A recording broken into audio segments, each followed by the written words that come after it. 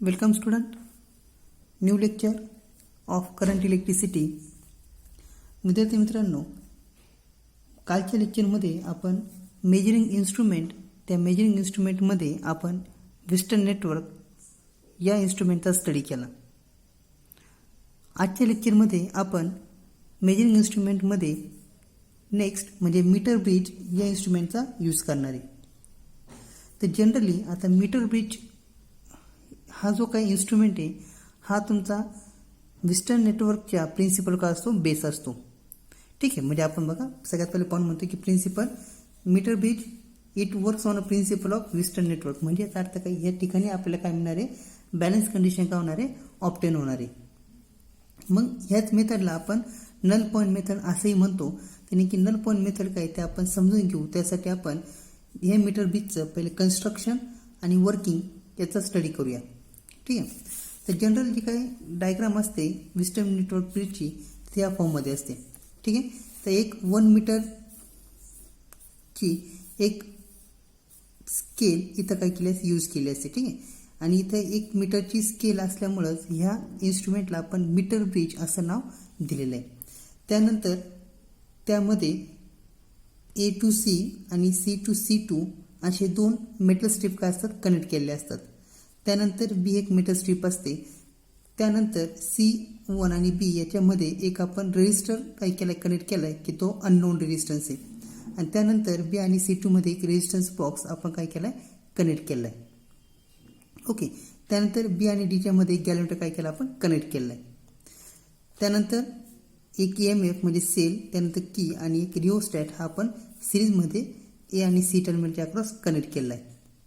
तर जनरल जर का आपण कन्स्ट्रक्शन बघितलं तर कन्स्ट्रक्शनमध्ये आपण सांगितलं बघा, the metre bridge is consist of a thin uniform conducting wire AC. एक AC हे काय तुमची एक युनिफॉर्म कंडक्टिंग वायर आहे which is of 1 metre long. ती किती तुमची 1 मीटर लॉंग आहे. देन सेकंड,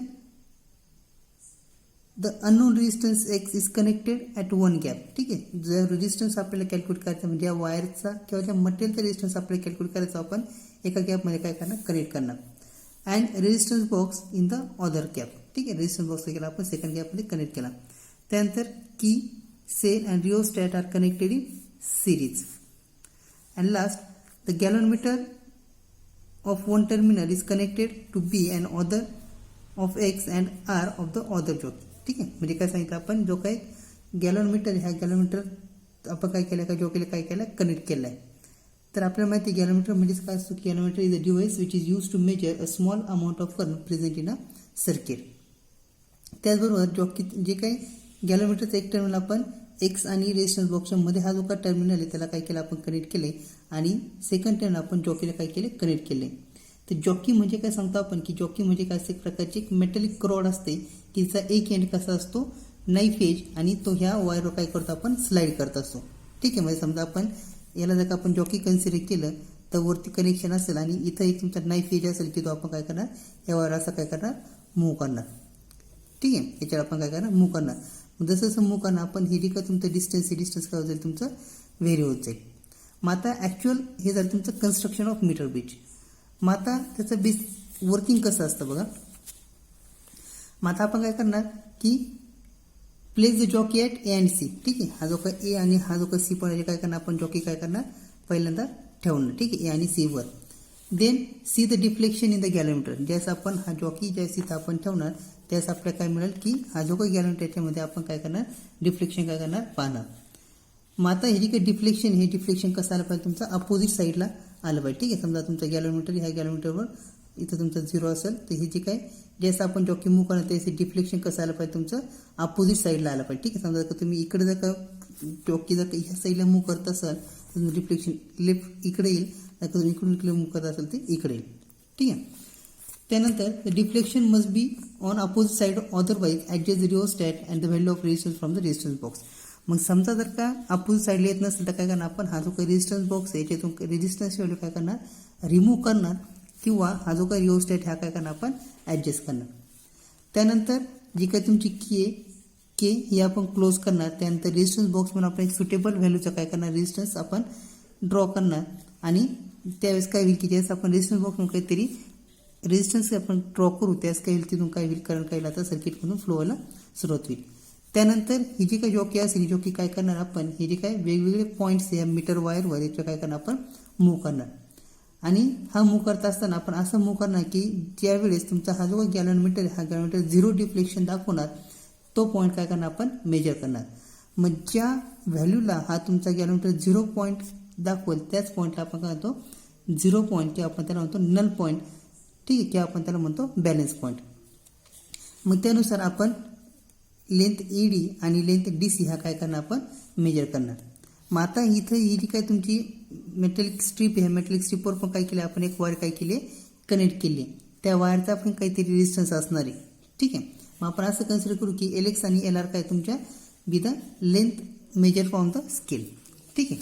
मग आता जर का त्याच्या मेजर होत असतील तर आपण त्याचं आता कॅल्क्युलेशन काय करणार आहे परफॉर्म करणार आहे. बघा मग इथं जसं आपल्याला 0 डिफ्लेक्शन मिळेल त्याला आपण नल पॉईंट म्हटले. मग आपण असं कन्सिडर करू की ED जी काही लेंथ त्याला आपण LX म्हटलं आणि DC जी काही लेंथ त्याला आपण LR म्हटले. मग जर का ब्रिज हा जर का तुमचा बॅलन्स असेल तर त्यावेळेस आपण X/R, एक्स म्हणजे काय तुमचा अननोन रेजिस्टन्स की ज्याची व्हॅल्यू आपल्याला कॅल्क्युलेट करायची तो X असेल आणि R म्हणजे तुमचा रेजिस्टन्स बॉक्समधून काढलेला रेजिस्टन्स असेल. मग त्यास आपण लिहितो की resistance of LX upon resistance of LR, ठीक आहे. म्हणजे resistance of ED upon resistance of DC त्यालाच आपण म्हणतो LX अपॉन LR. मग हाच LX अपॉन LR म्हणजे आपण त्याला R into LX upon R into LR असे लिहू शकतो. कारण की हा जो का स्मॉल R आहे हा स्मॉल R म्हणजे काय तुमचा रेजिस्टन्स पर युनिट लेंथ. म्हणजे जी काय तुमची मीटर बीचवर जी काय वायर आपण यूज केली ही जी काय मेटॅलिक वायर असेल ह्या मेटॅलिक वायरचा पण काहीतरी रेजिस्टन्स असेल, ठीक आहे. जसं आपण रेजिस्टिव्हिटी आणि रेजिस्टन्स हा टॉपिक स्टडी केला त्याच्यानुसार आपल्याला माहिती त्या वायरला काय असेल काहीतरी रेजिस्टन्स असेल. मग आपण हा RR जर का वायरचा दोन्ही साईडचा लेंथ म्हणजे थोडक्यात मटेरियल एकच असेल तर RR कॅन्सल होईल. That is LX upon LR काय आपल्याला आन्सर मिळेल. म्हणजे त्याचा अर्थ काय जर का आपला अननोन रेजिस्टन्स कॅल्क्युलेट करायचा असेल तर X इज इक्वल्स टू काय असेल R into LX upon LR. आपल्याला R हा तुमचा नोन रेजिस्टन्स आहे आणि आपल्याला जो काय X हा तुमचा अननोन रेजिस्टन्स आहे. तर अशा प्रकारे तुम्ही हा मीटर ब्रिज हा डिव्हाइस यूज करून आपण अननोन रेजिस्टन्सची व्हॅल्यू काय करू शकतो इझिली कॅल्क्युलेट करू शकतो. पण आता ही व्हॅल्यू कॅल्क्युलेट करताना आपल्याला काही प्रकारचे एरर्स ही ह्या इन्स्ट्रुमेंटमध्ये येत असतात. मग ते कोणकोणते एरर्स आहे ते आपल्याला काय करायचे आता स्टडी करायचे. तर त्यामध्ये बघा सगळ्यात पहिला तुमचा आपण पॉईंट देतोय ते म्हणजे सोर्स ऑफ एरर. ह्या इन्स्ट्रुमेंटमध्ये कोणकोणते प्रकारचे एरर येऊ शकतात ते बघूया आपण. सगळ्यात पहिलं तर म्हणजे due to non uniformity of wire. मग आपण जी काय बेसला जी का वायर घेतलेली ही वायर जर का तुमची युनिफॉर्म नसेल तर त्या सिच्युएशनमध्ये काय होईल तुमचा जो काही रेजिस्टन्स पर युनिट लेंथ हे काय तुमचा सेम नसणार आहे.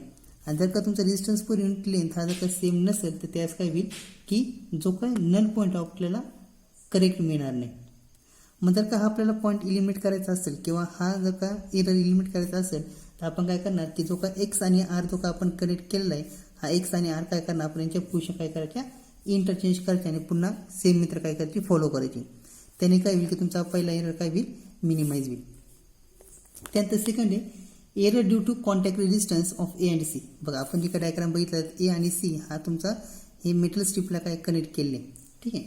मग हा जो काही कॉन्टॅक्ट आहे ह्या कॉन्टॅक्टमुळे काय होत असतं की मेटलिक स्ट्रिप आणि ह्या वायरमध्ये काय होतं कॉन्टॅक्ट असल्यामुळे काय होणार की इथं काय एरर काय होईल प्रोड्यूस होईल. मग हा एरर जर का आपल्याला रिड्यूस करायचा असेल तर आपण काय करणार की जो का नल पॉईंट हा शक्यतो तुमच्या 1/3 पोर्शनला येईल असं काय करायचं आपण ती चौकी काय करायची मूव्ह करायची. म्हणजे याचा अर्थ काय होईल की LX आणि LR हा काय तुमचा लार्ज होईल आणि तुमचा रेजिस्टन्स काय होईल तो पण लार्ज होईल आणि कॉन्टॅक्ट रेजिस्टन्स काय होईल नेग्लिजिबल होईल.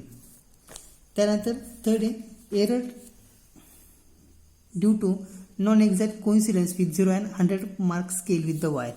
बघा आता ज्यावेळेस तुम्ही इथं बघितलं तर इथं तुमचं जे काय एका मेटलिक स्ट्रिप एक्झॅक्ट 0वर किंवा एक्झॅक्ट 100वर आपण नाही आहे. त्यामुळे काय होतं असं की कॅल्क्युलेशनमध्ये एवढा एरर काय होऊ तुमचा येणार आहे.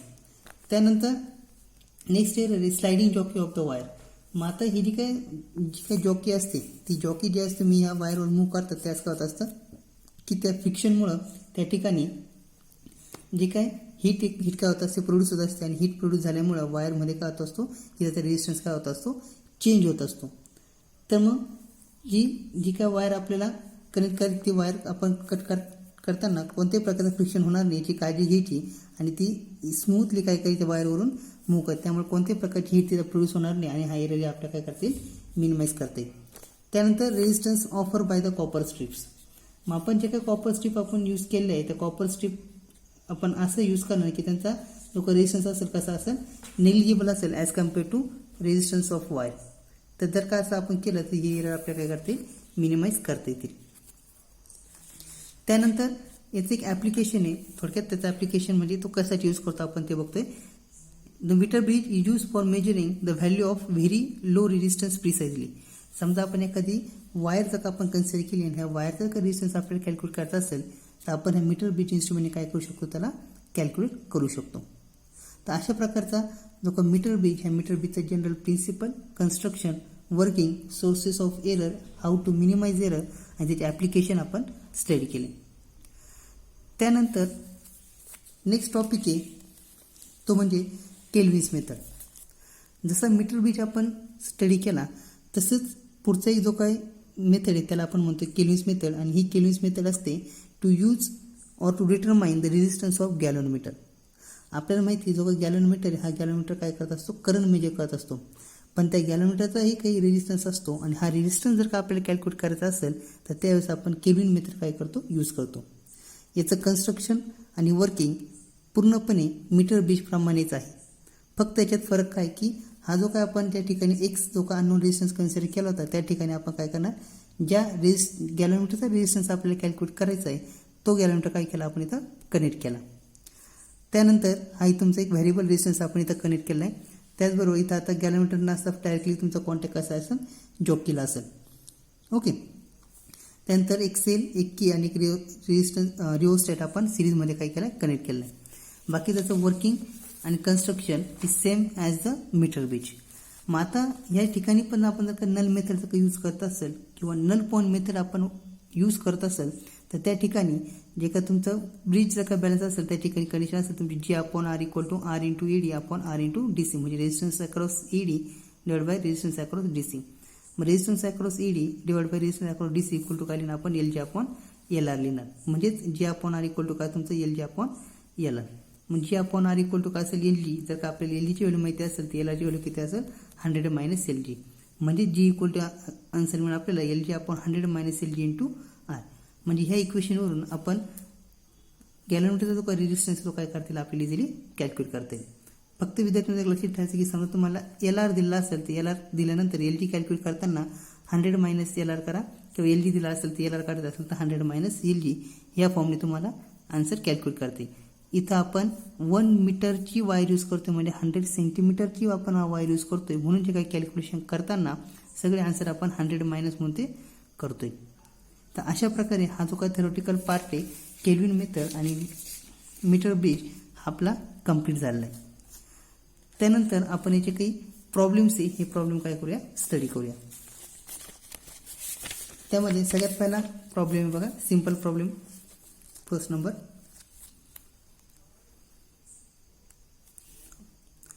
an unknown resistance X and resistance capital R of 30 ohm are connected in the left and right gap respectively of meter bridge.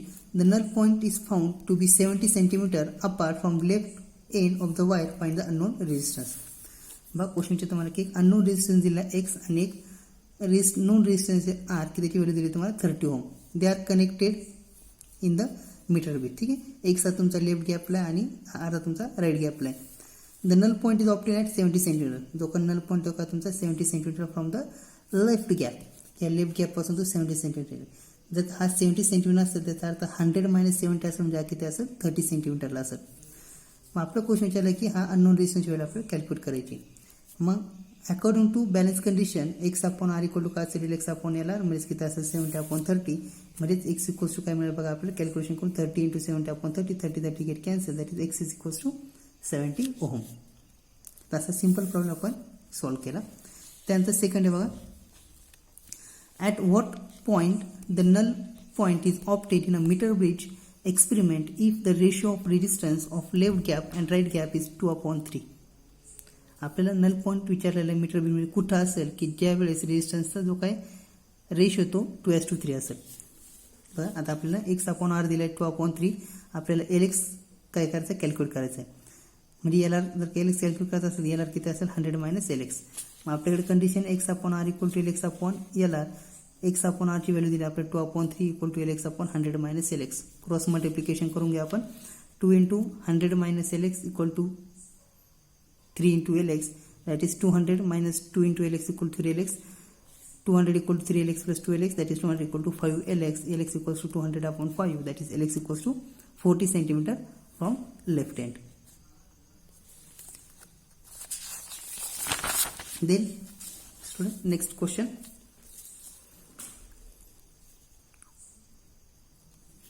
Question थोड़ा लेंथी है पण सिंपल है, फक्त समजून घ्या.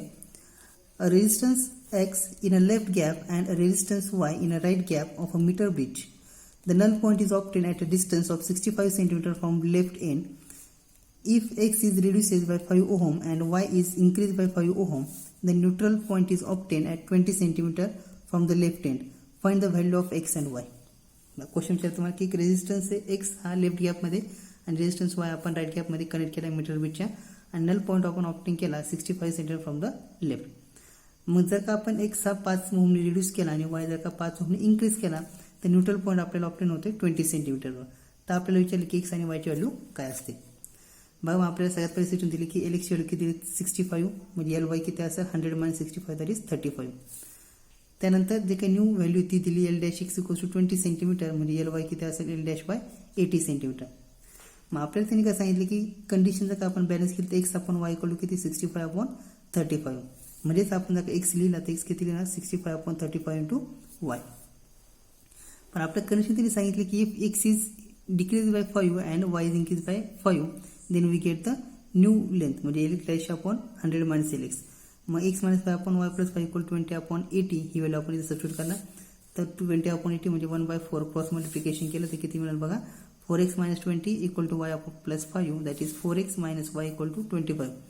4 इंटू 65/35 ती व्हॅल्यू आपण सबस्टिट्यूट केली म्हणजे आपल्याला इथे मिळेल बघा हा जर तुमचा x in terms of Y लिहिलेला आपण त्याला इथं आपण सबस्टिट्यूट केली ही व्हॅल्यू 65/35 इंटू वाय, म्हणजे आपल्याला मिळेल बघा 4 into 35 into Y upon 7 minus Y equal 25, म्हणजेच आपल्याला मिळेल 25 into y minus 7 Y upon 7 equal 25 that is 45 y equal 25 that is y equal 25/45 that is 5/9 ohm.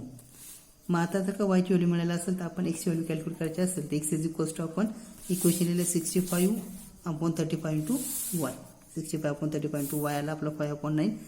Calculation केलं तर आपल्याला आन्सर मिळेल नियरली 1.1 ओहम. तर असा प्रॉब्लेम आपण ह्या पद्धतीने सॉल्व्ह केला. त्यानंतर नेक्स्ट प्रॉब्लेम आहे 4th नंबर. क्वेश्चन थोडासा लेंथी आहे, फक्त व्यवस्थित समजून घ्या. Okay,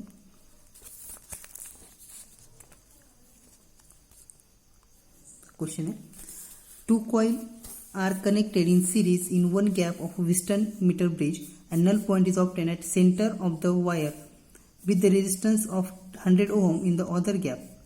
When 2 coils are connected in parallel in the same gap, it is found that the known resistance is changed by 84 ohm. Obtain the null point at the center of wire again and calculate the resistance of 2 wire. बघा आपल्याला काय सांगितलं की 2 coils आहे, ह्या काय केला आपण मग त्यांचा काही रेजिस्टन्स असेल ते आपण सिरीजमध्ये कनेक्ट केला एका गॅपला आणि दुसरा काय केला आपण नल पॉईंटला. ठीक आहे, म्हणजे नल पॉईंट त्यांनी काय सांगितलं at the centre. At the centre म्हणजे याचा अर्थ काय असेल 50-50 असेल. ठीक आहे, त्यांचा टोटल रेजिस्टन्स तुम्हाला दिलेला आहे 100 ohm in the other gap. When the 2 coils are connected in parallel, म्हणजे पहिल्यांदा आपण सिरीजमध्ये नंतर काय केलं पॅरलमध्ये दिलेलं आहे आणि आपल्याला टोटल रेजिस्टन्स आणि सेंट्रल पॉईंट विचारलेला आहे. बघा मग आता रेजिस्टन्स आपल्याला कॅल्क्युलेट करायचा. मग आता सुरुवातीला रेजिस्टन्स सिरीजमध्ये दिला म्हणजे R1 R2 आणि हा एक्स दिला म्हणजे आपण हा तुम्हाला दिलेला एक्स इज इक्वल्स टू 100. मग आपल्याकडे फॉर्म्युला एक्स अपॉन आर हा तुमचा किती 100 म्हणजे R S upon 100 equal 50/50. R S तुमचा R1 plus R2 upon 100 equal to 1 म्हणजे R1 प्लस R2 इक्वल किती असेल 100. त्यानंतर इथं बघा आता हा पॅरललमध्ये पॅरलची कंडिशन आपल्याला माहिती 1/r equal to 1/r1 plus 1/r2 that is R1 plus R2 upon R1 R2 RP equal to R1 R2 upon 100. मग आपल्याला आरपीची व्हॅल्यू मिळाली बघा R1 R2 upon 100 divide by 16. आता 16 काय घेतली कळले असेल हा 84 म्हणजे राहिलेला किती असेल तुमचा 16 असेल म्हणून आपण 16 लिहिली इक्वल टू 1.